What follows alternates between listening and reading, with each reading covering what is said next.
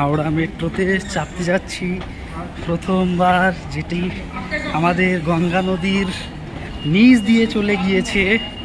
Esplanade থেকে আমরা নামছি হাওড়ার দিকে।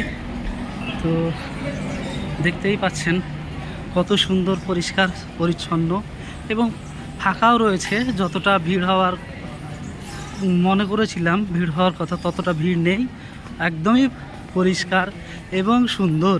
হ্যাঁ, তো এখান থেকে আমরা চলে যাব একেবারে এর দিকে, আরও গভীরে নামতে হবে। যেটা একবার নামলাম, দেখলেন আবার নিচের দিকেই নামতে হবে। স্ক্যালেটার দিয়ে আমরা নিচে নেমে যাব। দেখুন কতটা গভীরে যায়।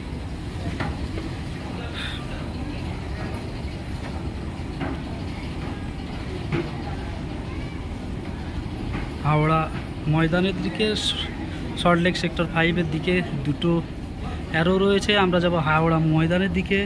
ছাড়বে মেট্রো, এসে অলরেডি দাঁড়িয়েই রয়েছে। আমরা ওটিতে চাপবো এখন। সরি, এই তো আসছে।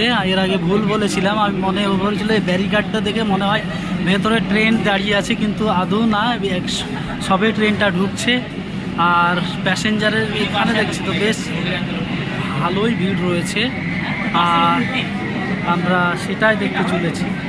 দেখা যাক কি হয়।